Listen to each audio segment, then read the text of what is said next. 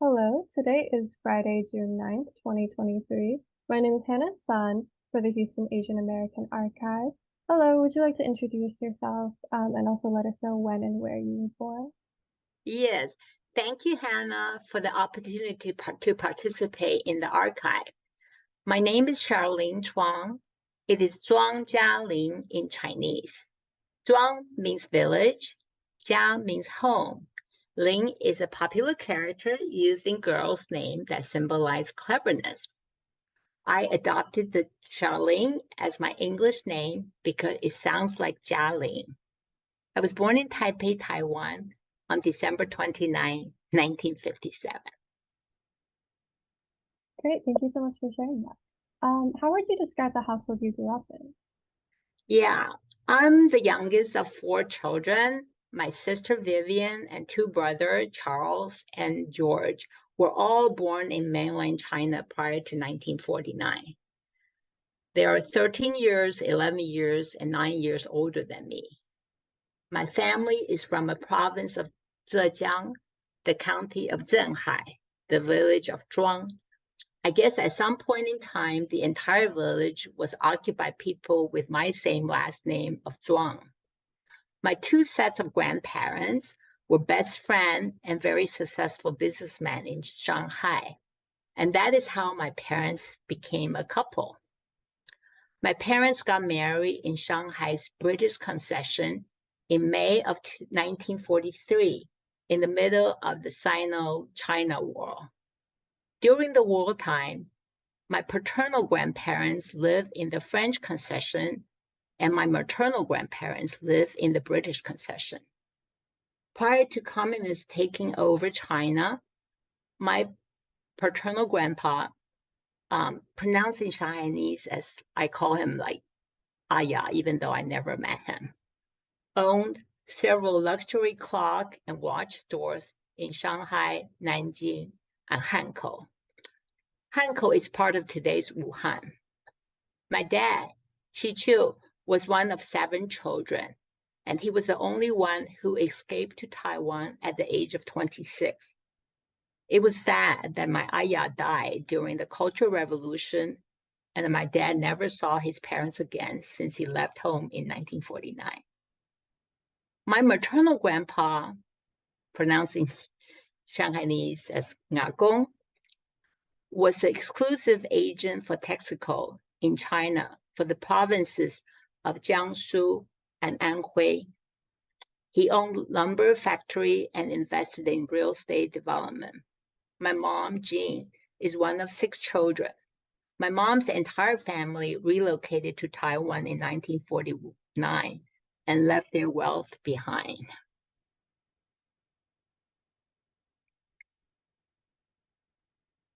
And what were your parents' occupations? For my parents, okay. Yeah, my dad graduated from St. John's University in Shanghai, majoring in civil engineering. After graduation, he joined the Bureau of Aviation in the department that's responsible for airport construction.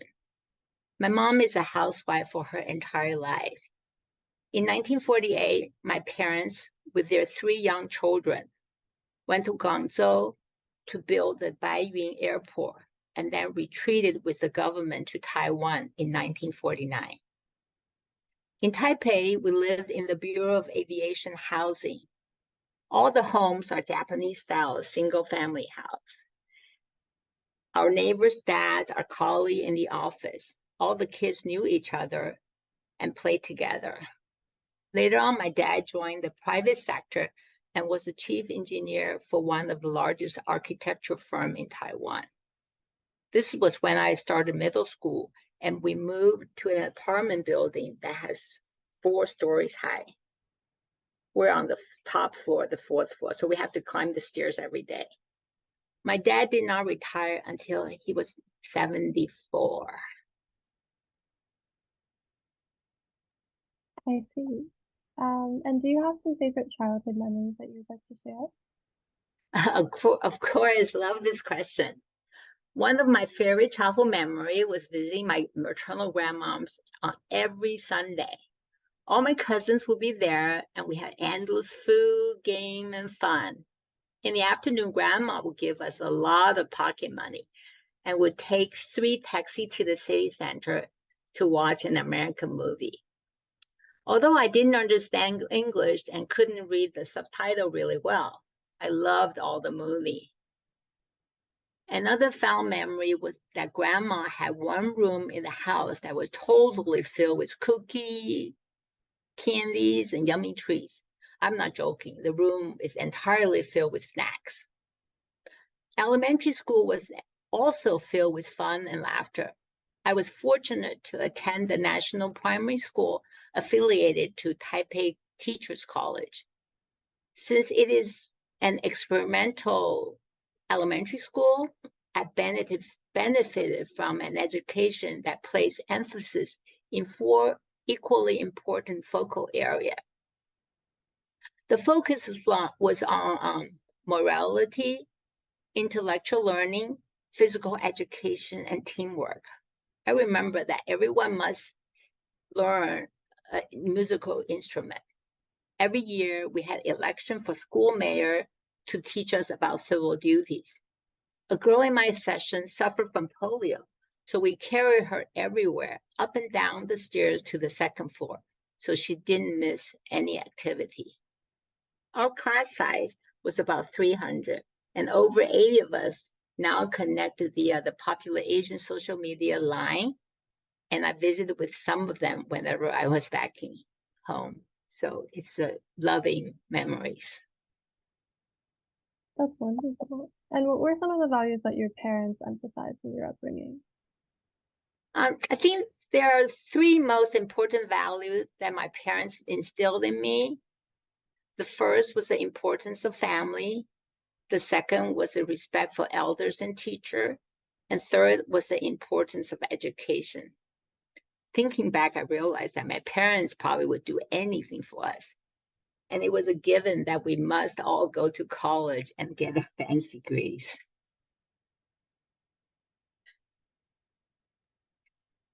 And so when did you move to the US and where did you live in the US initially?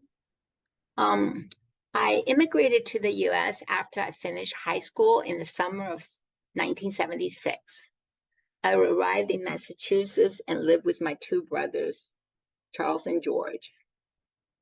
Charles signed me up to be an Avon lady within a couple of weeks of my arrival. So that was a challenge.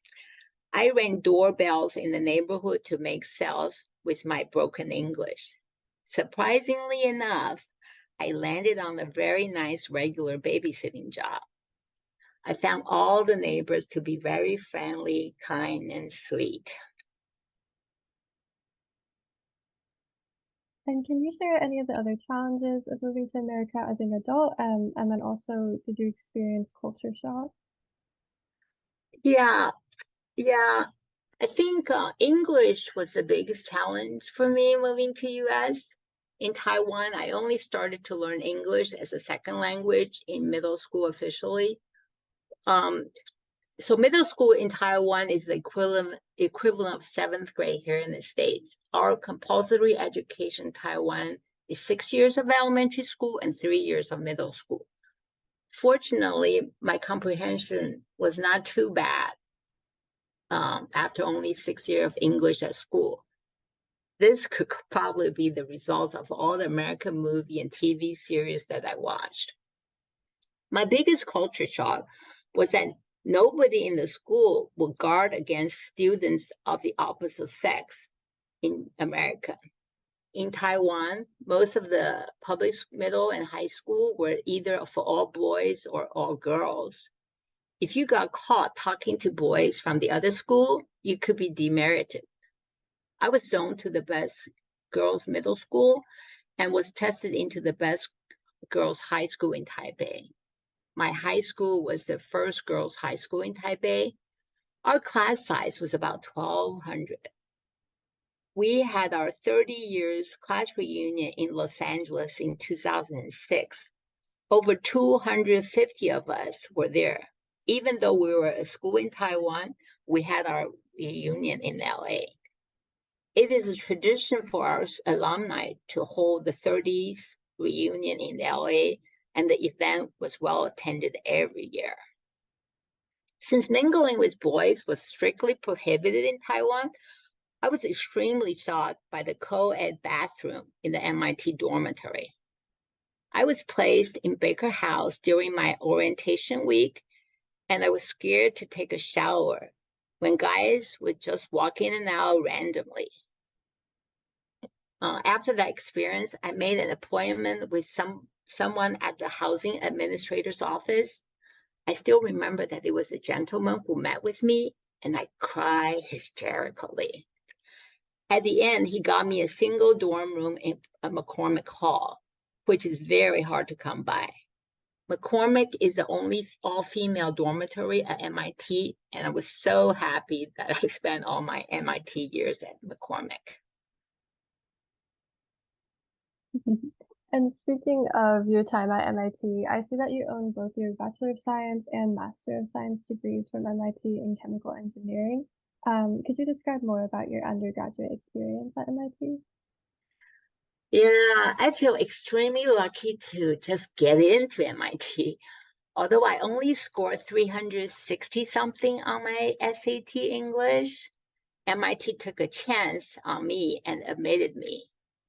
Happy and grateful were pretty much how I felt the entire time I was there. I was grateful for the excellent education I received, grateful for the school's open environment, grateful for my wonderful classmate, and grateful for the undergrad research program I participated in. Things that I remember the most about MIT were actually the all-nighters we pulled doing homework and preparing for exam in the Chinese club room on second floor of Student Center. I always remember also vividly flipping textbook pages in a panic and copying down random formulas in the open book exam and hoping that I got lucky. One's most memorable event was the 1978 blizzard. The blizzard happened right after the 4 weeks independent activity period. We got more time off with no classes. The campus was filled with ice sculptures of Star Wars figure, R2-D2, C3PO. R2-D2 actually was my favorite. I just love the smart little thing. Charles River was totally frozen during the blizzard. I walk on the river beneath the 0.4 miles long Mass Avenue Bridge to go across from Cambridge to Boston. By the way, even though the official name of this bridge was Harvard Bridge, it sits right by our campus, and it really should have been named the MIT Bridge. I didn't use any specific things I learned from all the courses I took at MIT in my job, but only later in life, I realized that the reason I was successful in my career was because of my MIT training that emphasized on system approach. I was a good problem solver because I analyzed system holistically, never only addressing one isolated individual component. So I didn't know, this system approach was kind of a big thing, but somehow it got drilled into me through my schoolwork. And how did you decide to pursue a career in engineering in the oil and gas industry? I entered the upstream segment of the oil and gas industry. I could say it was like totally by chance. My education in chemical engineering really prepared me well to work in refineries or chemical plants. But an interview in San Francisco changed everything. I fell in love with San Francisco and ended up accepting a job in downtown San Francisco working with Standard Oil of Ohio. Standard Oil of Ohio at that time was operating Prudhoe Bay, and the company was later on taken over by BP, and I spent 33 years there. So in San Francisco, I was working on the Prudhoe Bay oil field in Alaska. Prudhoe Bay is the largest oil field in North America. It had about 25 billion barrels of oil in the ground. We frequently travel and work on the North Slope. The Prudhoe Bay Base Camp, where we live and eat and work, is inside the Arctic Circle. And I still remember that we ate so well, and they would serve us unlimited all-you-can-eat lobsters for midnight snack. Working in the oil field was not the career path I envisioned for myself originally, but I ended up really passionate about addressing the uncertainty surrounding my work. So I consider myself extremely lucky to have accidentally landed on a profession that I love. That's wonderful. And over the course of your very impressive 37-year career, I see you took on roles from engineering management to commercial and senior director roles. Would you like to share any more about what your first jobs were like? Yeah, my first job was working as a reservoir engineer in the computer simulation group. Yeah, I was in the team that built computer models to predict Prudhoe Bay oil and gas production rates. This was the ancient time when we ran computer program with decks of punched card, and our simulation job would take a deck of command card that stacked over 2 feet long.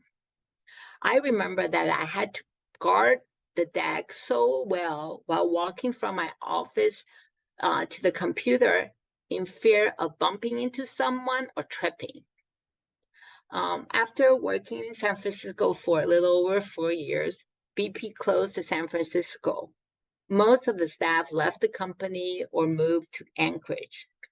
I moved to Houston instead in March of 1985 because my ex-husband, Eugene Shan, got a job with Exxon in Houston. And can you describe how the types of roles you assumed evolved with your career, as well as the challenges and rewards that came along with that? Well, this is a very loaded question. Okay, I'm gonna have like a very, very long answer. But I'll try to do it chronologically. I'll share my 33 years of career at BP, and I'll try to be clear on my experience and also kind of embedded with all the learning I got throughout the times. Okay, so for the first 15 years, I moved around in many positions to enhance my competency in addressing all aspects of the reservoir engineering challenges. I place importance on technical expertise and core competency. I gained experiences for oil field development in different geographical regions like Alaska, Gulf of Mexico, and onshore US. I also work on oil field projects in terms of different time frame in their life cycle, from lease sales to exploration drilling, to appraisal for discovery, to field development, and to production. I established myself within BP as an excellent reservoir engineer. So my advice is that you must learn well and be good at something early in your career. At this time, I realized my aspiration and what the management planned for me were misaligned. They wanted me to stay as a strong individual contributor on the technical track, but I was interested in pursuing a career on the management ladder. I felt that I had so much to offer, and having a team working along my side, the impact and contribution would be much greater than if I worked alone. I learned that I had to be my own champion in pursuing my goal. I started to make appointments with senior manager to express my interest. Many of my previous supervisors became my champion. Among them are Howard Mason and Barbara Yilmaz. They believed in me the most. Eventually, my hard work paid off. I gained strong support from a network of sponsors. I was able to land my first management job for a group of geoscientists. In the group, there were geologists, geophysicists, and petrophysicists. I became a cross-functional leader. This is the first time I'm a manager, and I'm managing a group of people that I'm not even in their discipline, and they never had an engineer as their boss, so it was a bit of a challenge.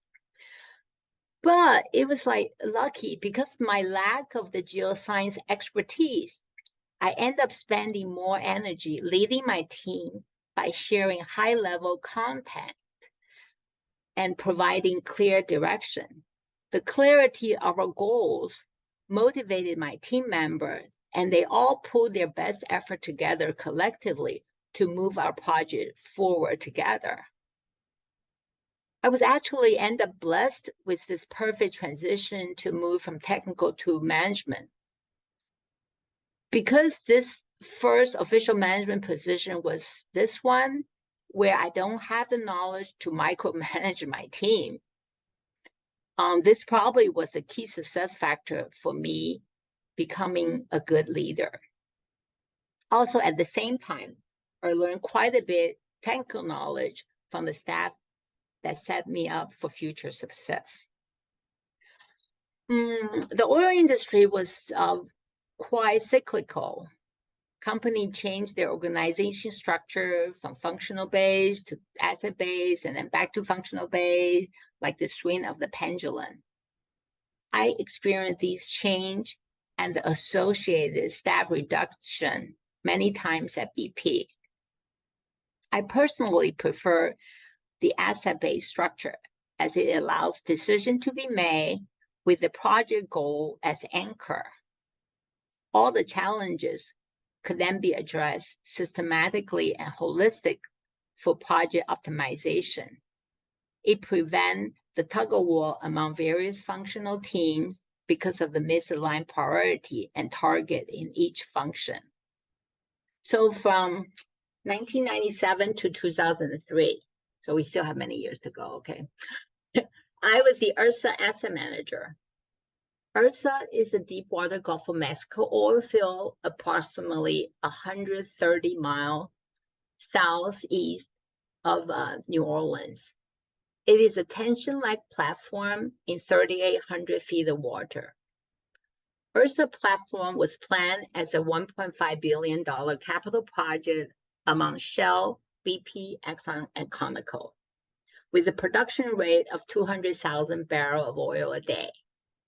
I led a BP multidisciplinary team with reservoir engineer, geoscientist, facility engineer, and drilling engineer in my group. We generated and implemented plans to produce the most reserve with the highest production rate at the lowest cost.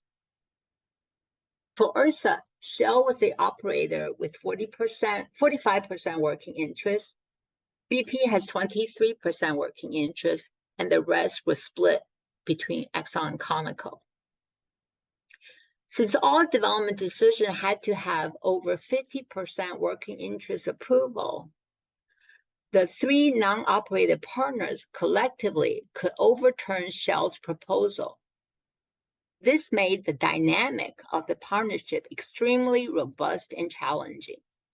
The non-operators were not the typical silent partner who just signed the bills and paid. We had an active role in all the decision-making. I really enjoyed the challenge, as my team was instrumental in leading the non-operated partnership to influence the development decision. All the decisions were very capital intensive.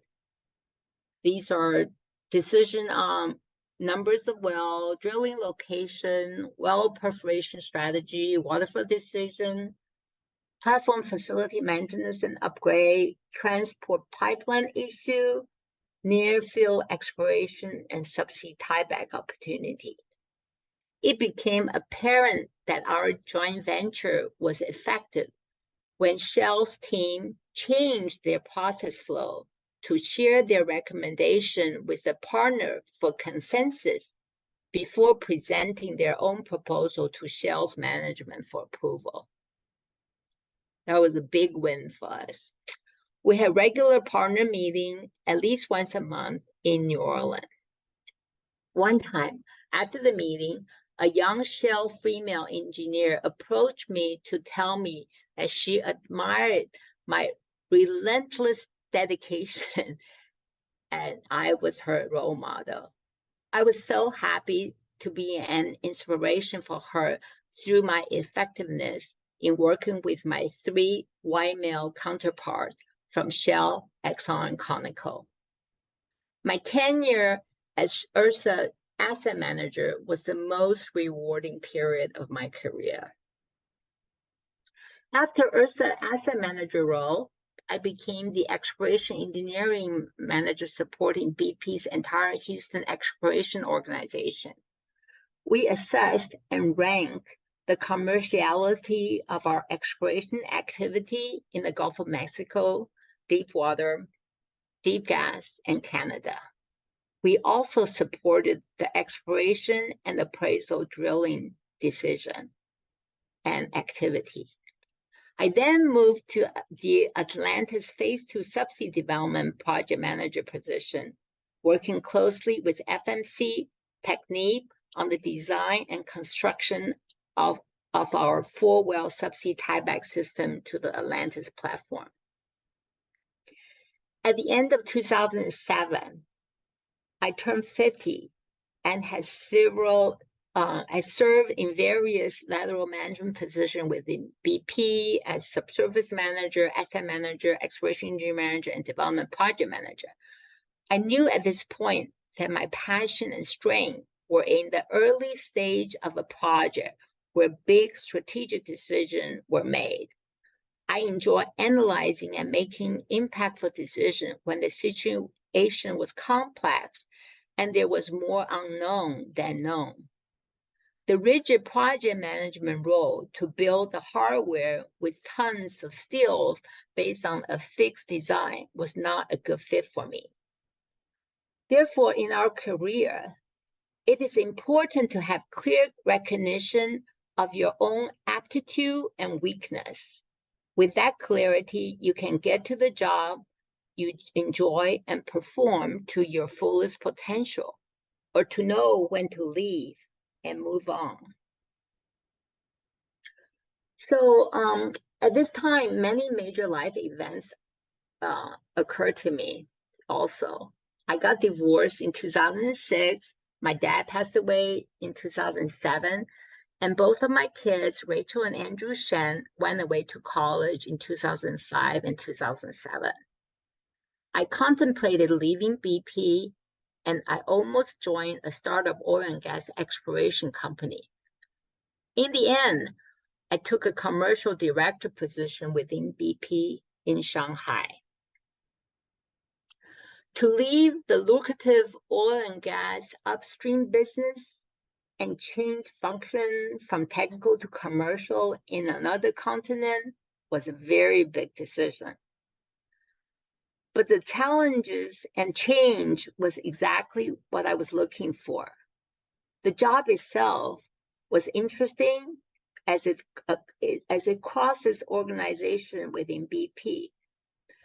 It was going to be 50% based in the BP coal and renewable energy business, and 50% based in BP's China Technology and Research Group. The most exciting thing about the job was that coal conversion is a new area with untested technology and can vastly expand my knowledge and skill. Another huge fringe benefit was that my mom could go to Shanghai with me. This move could help her get over the loss of my dad. She was so happy there because she could walk the neighborhood street to small peddler to get fresh food and vegetable, and she could talk to them in Shanghainese. It turns out that it was exactly the same experience that she had when she was young. So it truly rejuvenated her.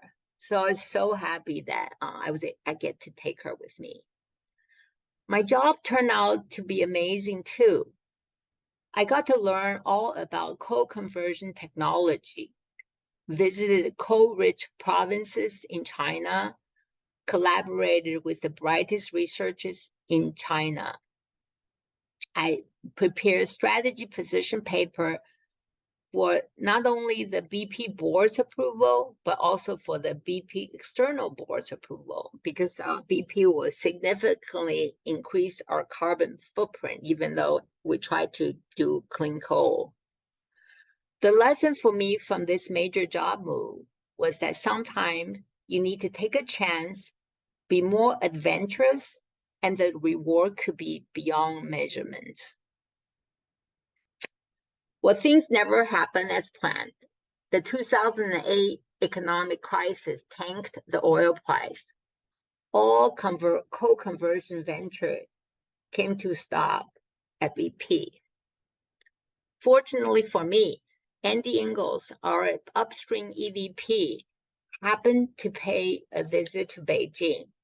And during his visit, he told me that I should work on the new 50-50 deal between BP and China National Petroleum Company to revive Iraq's supergiant Rumaila oil field after the war. It was such a serendipity. I was a Chinese-speaking upstream expert already living in Beijing. I became the perfect candidate for the newly created VP Partner Relations post. The lesson here is sometimes your reward were hard-earned, and sometimes they just fell into your lap. All we can do is to be agile, positive, and plow forward. Anyway, then after that job, I returned to Houston from China soon after BP's Horizon blowout disaster in the Gulf of Mexico in April 2010. Initially, I was assigned to the Mobile, Alabama Command Center, and later I was moved to the Houston Command Center. I would like to share a trivia fact here. We try so hard to stop the well from flowing, but when the well was finally capped during the evening of July 19, 2010, I happened to be the Incident Command Center's planning section chief, and I personally sent the historical email to the National Incident Commander, Admiral Thad Allen, about the news. You know, it's like, who get to write an email to an admiral, you know? Well, anyway, my last job at BP was to prepare the bid package for BP's technology offer for the Abu Dhabi onshore concession. BP was awarded 10% stake in the concession after I retired. I'm very content with my career at BP. I feel that each job made me more prepared for the next, and I was constantly contributing and learning. So that's a long summary. Wow, thank you so much for sharing all of that insight. And so can you share what you most enjoy about your work? Yes, of course. What I enjoyed the most about my work was actually the nature of the upstream oil and gas business.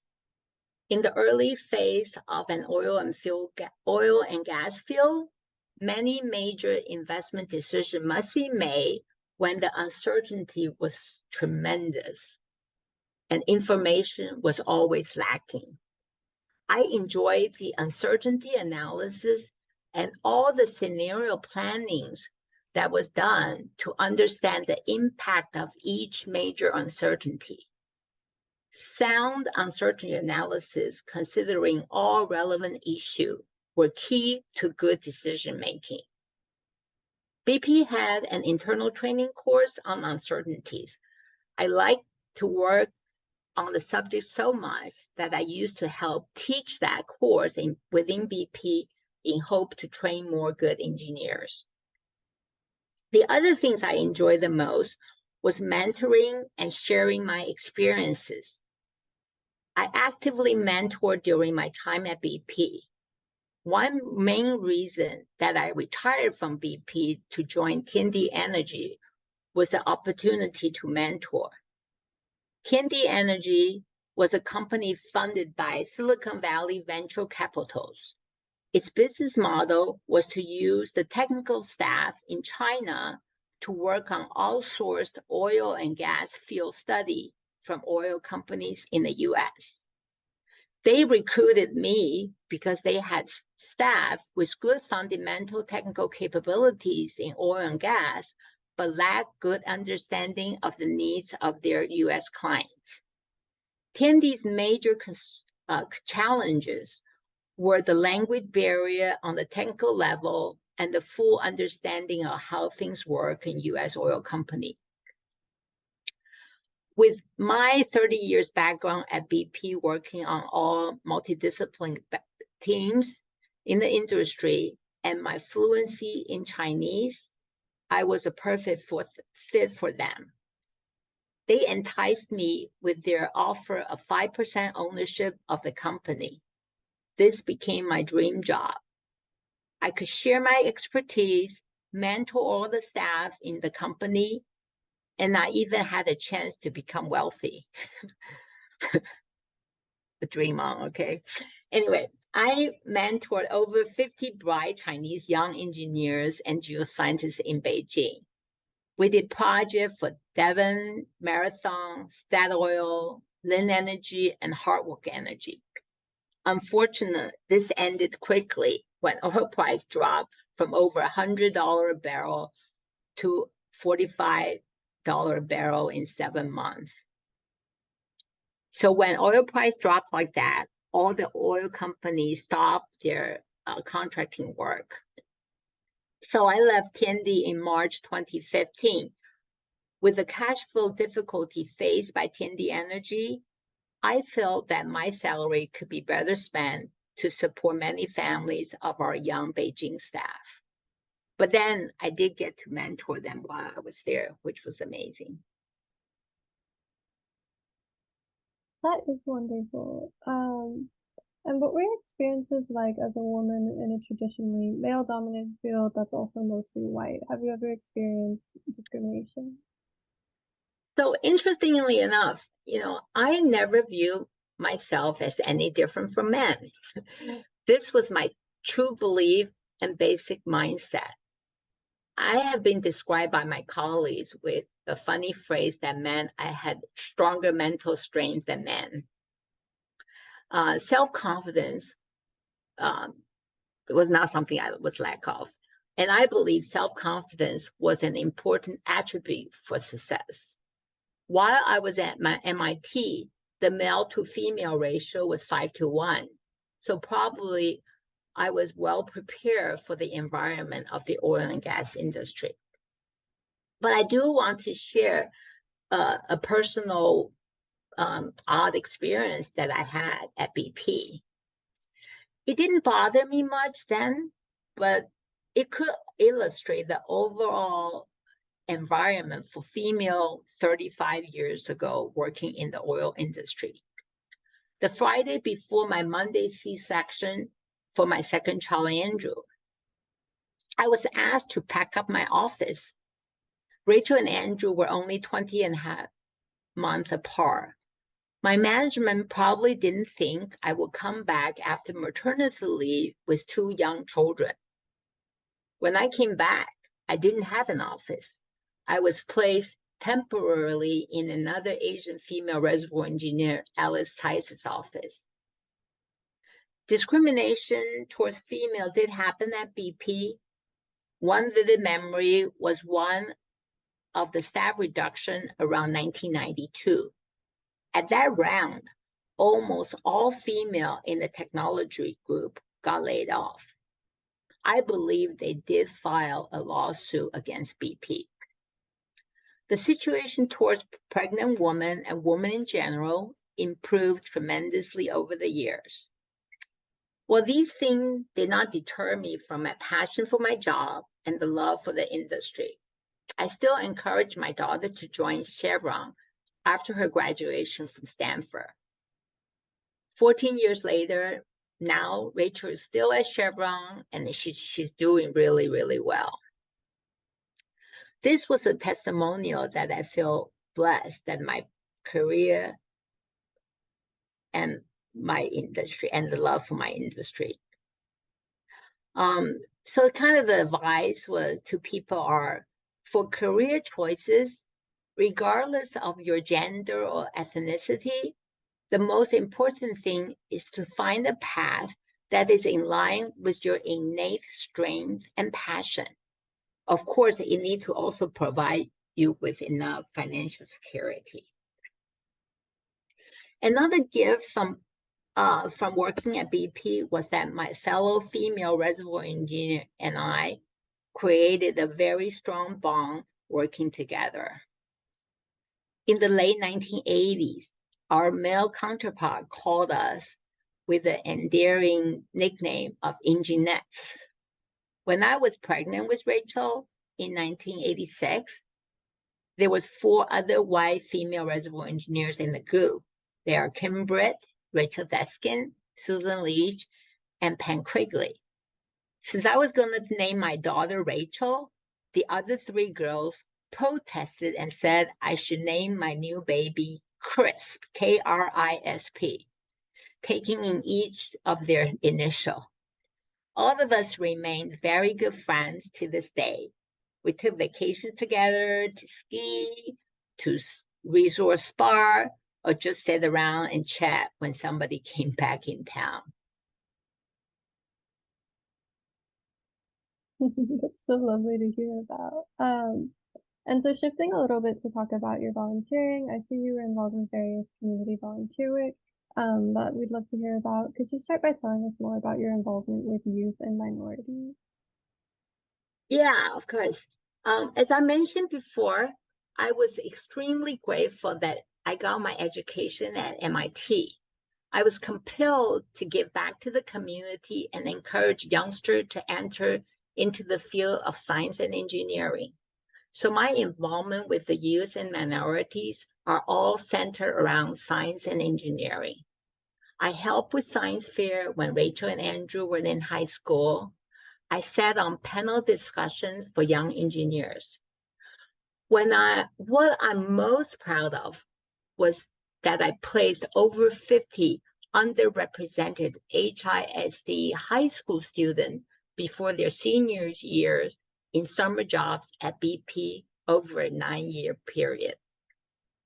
These HISD students finished a tuition-free summer program at the Kincaid Engineering, Math, and Science Institute offered by the Kincaid School. They were admitted to the program after their 8th grade and obtained extra education for 3 consecutive summers on the Kincaid campus. HISD provided the school bus so no student will be left behind due to transportation issues. The purpose of the program is to help youth to identify their talents and to encourage them to pursue college education, particularly in science and engineering. After the 3 summers at Kincaid, the hope was to place them in a working environment for a 6-week summer job prior to their senior year. I learned about the need and took on the task to help. I went directly to the BP Houston's top human resource executive with a proposal for his buy-in. The terms were simple. I will find and create assignments in different departments with the managers who were interested in helping for this good cause. I would circulate their resume, do all the legwork from arranging their drug tests, preparing their offer letter, to running their first day orientation. The student would even get paid on an hourly basis. I was very proud of this. I feel that I might have made very positive impact on over 50 students. In addition, they might even go back to their respective school and become role models for other students. Wow. And can you also share about your volunteer work centered around your culture and heritage? Yes, my other passion is to enhance the cross-culture understanding of my Chinese heritage in the Houston community. Growing up in Taiwan for the first 18 years of my life and living in China as an expat made me realize I am deeply rooted in my Chinese culture and heritage. In late 2010, soon after returning to US, a mother of Andrew's friend, Lo Ling, approached me to join the board of the Asian Pacific America Heritage Association. Okay, that was a mouthful, so we'll use APAHA later, okay? I was so honored and gladly accepted the nomination. I was thrilled with the structured opportunity offered by APAHA to share Asian culture and heritage with the community. Understanding and accepting something you are not familiar with start from getting exposure to it. Using an analogy of how my daughter Rachel and son-in-law Stephen Schaefer are raising their 15-month-old baby, Alexandra, they are exposing her to peanut product in the hope that she will not develop any peanut allergy. So when you get to know someone, you start the accepting process. APAHA's mission is to promote Asian American and Pacific Islanders culture through education and celebration. I enjoy bringing the Asian dance, Chinese martial art, and classical music performance to thousands of Houstonians through the annual Asian Heritage Month kickoff at the Galleria Mall the last Saturday in April. We got to build a stage in Galleria either in front of Macy's or Nordstrom's. The Asian community came together with parents and performers from different schools. Everyone was excited with the opportunity to showcase their special talents. The Galleria shoppers were fascinated by the unique costume and performances. It was a joyful event every year. APAHA also hosts the Chinese Lunar New Year celebration at the Children's Museum every year, and that is always a year-to-year hit. I stayed on the APAHA board for 5 years and was board chair for 2013 and 2014. And then I guess my longest volunteer involvement is with the Chinese Community Center. Chinese Community Center is a United Way agency that has been serving the Houston community for 44 years. The mission for Chinese Community Center is to bridge East and West by enriching families with educational, culture, and social services programs. Each year, about 10,000 families were positively impacted by what Chinese Community Center had to offer.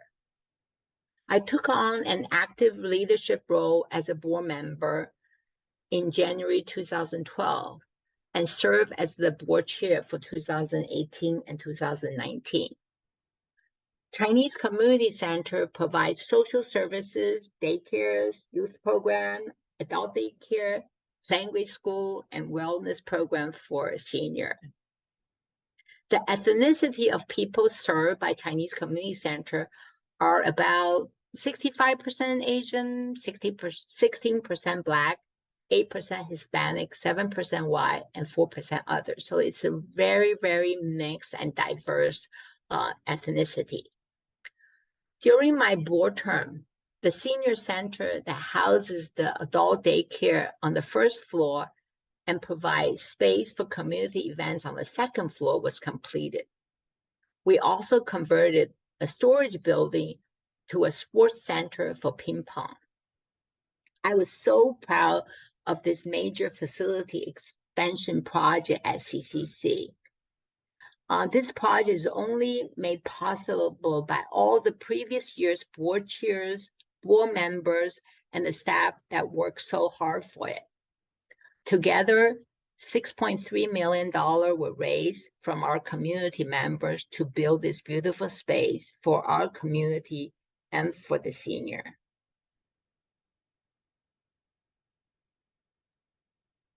I noticed that you also served as board chair for the Interfaith Ministries for Greater Houston. How did you get involved with that organization? Interfaith Ministry for Greater Houston is the organization where I currently volunteer the most. The involvement with IM was actually related to my faith belief. I grew up in a Buddhist family, but lacked the understanding of Buddhist teaching. In late 2010, I joined a reading group on Buddhism literature at the Chongmei Temple in Stafford. My exposure to Buddhism only began at this point. Two books that we study in the reading group had a profound impact on me. One was B.Q. Bodhi's book titled In the Buddha's Words, and the other one is a book about Vipassana meditation titled The Art of Living as Taught by Goenka. After finishing these two books and a 10-day transformational Vipassana meditation retreat, I decided to take refuge in Buddha, in Dhamma, and in Sangha. That's kind of the equivalent of getting baptized in Christian. This was October 2014. Soon after that, Venerable Hong Yi from the Texas Buddhist Association asked me to join the board of Interfaith Ministry representing Buddhists. As a newly converted Buddhist, I was very honored to be trusted. My board term with Interfaith Ministry started in 2015, and I became the board chair for 2022. And I want to tell you a bit about what Interfaith does. So Interfaith Ministry's mission is to bring people of diverse tradition together for dialogue, collaboration, and service as a demonstration of our shared belief. IM has 4 big focus areas of their services. They are interfaith relations, Meals on Wheels, refugee services, and Volunteer Houston. During the last fiscal year, we served over 1.7 million meals to homebound senior. IM is the largest Meals on Wheels agency in Texas. The meal we serve could be the only meal many of our seniors consume in a day. It provides vital nutrition for them. Our refugee services, we serve over 6,000 refugees last year and resettled over 1,500 Afghans. Many of them have worked with the American troops. For the resettlement, what we do is we find them an apartment to live, stock up the apartment with furniture, supply, and food, pick them up from the airport, help them with various legal paper, register children to school, sign them up for English and trade classes, and match them up for jobs so that they can become self-sufficient. For interfaith relations, we reach over 4,000 adults and youth through a diverse array of programs. And Volunteer Houston connected over 11,000 volunteers with community needs. I'm very proud to be able to serve and give back to our community meaningfully through these 3 amazing nonprofit organizations. I'm honored to be trusted by each board instilled in me. The generous donor and the dedicated staff are the true hero behind all the accomplishment for all these agencies. It's so great to hear about all of your great work, especially all based here in Houston. Can you share with us about your current social and family life outside of your work and volunteering? Yeah. So as mentioned earlier, one of the core values taught by my parents was family. My mother, her birthday is September 10, 1925. She's almost 98. Before you know it, I would have to fill out her birthday on any questionnaire with the full 4 digits to be not confused with baby that was born, that will be born in 2025. I actually moved into her house 6.5 years ago as she is getting up in her age. So I really want to take care of my mom. Now I assigned her daily exercise routine, and she had to register each activity in a logbook. I act like a drill sergeant, and this has kept her strong and mobile. Another person now in my life is Kevin Chen. Kevin was in the same class as me in our elementary school. We reconnected through the elementary school's line group and occasional meetings when I visited Taiwan. Coincidentally, Kevin was involved with various interfaith volunteering in the 1990s in Phoenix. We are both very seasoned veterans of the Vipassana meditation as taught by Goenka. We are together now making a commitment to advance in our progress in the Vipassana meditation. Our goal are to practice morality, concentration of the mind, and wisdom through the Eightfold Noble Path taught by the Buddha. As a Buddhist, I believe that Kevin and I were connected in some way in previous lives. And I'm very happy that I found him again in this life. He's now my partner, and we will spend the rest of our lives together. Then coming back to the joy of my life now is my two granddaughters. They are Alexandra Schaefer from my son-in-law Stephen and daughter Rachel, and Ellie Shen from my son Andrew and daughter-in-law Jennifer. I consider them my twin granddaughters as their birthday were only 3 days apart in February 2022. They are so precious. It's hard to describe how cute they are right now. The Schaefers lived in Houston, and they are expecting another precious little baby girl in the fall. Andrew works in New York City, and they lived in New Jersey. Regarding my friends, I have a group of friends that are like my extended family. There are now 14 families in the group, and we are all immigrants from Taiwan, and all of us can be traced with a common college or high school in Taiwan. The group was founded in 1985, and I was one of the founding members. At the beginning, we only had 4 families, and it grew over the years. We used to meet every single Friday. Since about 5 years ago, we reduced our meeting frequency to once every 2 weeks. That is over 1,800 Fridays since 1985. Our tradition is eating and chatting, and each family hosts based on a rotation schedule. All the children grew up together and have been best friends with other kids in their same age group. We were only in our 20s when we started this so-called Friday group. We were couples without kids, then baby came, then children stopped coming when they went to high school. Now we met as a bunch of senior citizens 38 years later. We were all away from home, and this Friday group has been our supporting group for each other. That's so incredible.